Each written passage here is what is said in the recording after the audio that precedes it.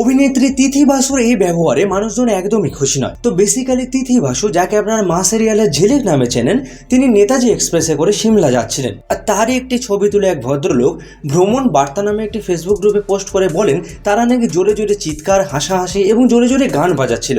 তিনি বারবার অনুরোধ করা সত্ত্বেও তারা তা বন্ধ করেনি এবং তারা নাকি তাকে গালিগালাজও করেছে এবং সব থেকে বেশি খারাপ মন্তব্য করেছে তিথি বাসু নিজে। তিনি এমনটাই অভিযোগ করেছেন। আর এই পোস্টে সাফাই দিয়ে তিথি বাসু একটি ভিডিও পোস্ট করেছেন যাতে তিনি তার নিজের সাইডের বক্তব্য বলেছেন। আপনাদের সেই ভিডিও ছোট ক্লিপিংস দেখিয়ে দিচ্ছি, দেখুন।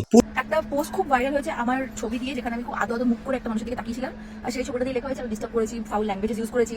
অ্যাপারেন্টলি বুঝলাম যে মানুষ two side of the story না শুনেই জাজ করতে পারে। প্রথম থেকে যখন আমরা ট্রেনে গান চালাচ্ছিলাম, আমরা দুপুর থেকে গান চালিয়েছি, দুপুর থেকে গান চালিয়েছি, সকাল 8:30 থেকে গান চালাইনি, যাই হোক বলা হয়েছে।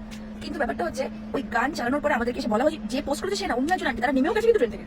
এরা সিনে যা পোস্ট করেছে অ্যাপারেন্টলি সিনেই ছিল না। বলা হয়েছে যে গানটা আস্তে করতে, আর আমরা ভীষণ রেসপেক্টের সময় গুনো খেলতে খেলতে গানটাকে আস্তে করে দিয়েছি। তারপরে 3টা দিক থেকে গান বন্ধই হয়ে গেছিল 5টা 5:30 অবধি, রাইট? 5:30 পরে সবাই ট্রেনে, আমাদের বগিতে যতজন ছিল সবাই আমাদের তো হই হই করছে, সবাই সিমলা ঘুরতে যাচ্ছে বলে মজা করছে, আমি বলেই দিলাম অ্যাপারেন্টলি। যাই হোক, কিন্তু তখনও এসে আন্টির বক্তব্য গান কেন চলছে। তো আমরা বলেছি আমরা গান তো বন্ধ করবো, আমরা আস্তে করতে পারি। তখনও খুব রেসপেক্টের সাথে কথা বলেছি। পুরো ভিডিওর লিংক আপনি কমেন্ট বক্সে পেয়ে যাবেন। কিন্তু এই ভিডিওর রিপ্লাইও মানুষজন তিথি বাসুকেই ক্রিটিসাইজ করেছে। তাকে বলেছে তার সিভিক সেন্স একদমই কম। ট্রেনে বাসে চলাকালীন এরকম গান বাজনা বাজানো যায় না যাতে অপরের অসুবিধা হয়। একজন লিখেছেন, ট্রেনের কামরা আপনার স্টার জলসা বা জি বাংলার অ্যাওয়ার্ড শো এর মঞ্চ নয় যে আপনি গান বাজিয়ে হই হুল্লোড় করবেন।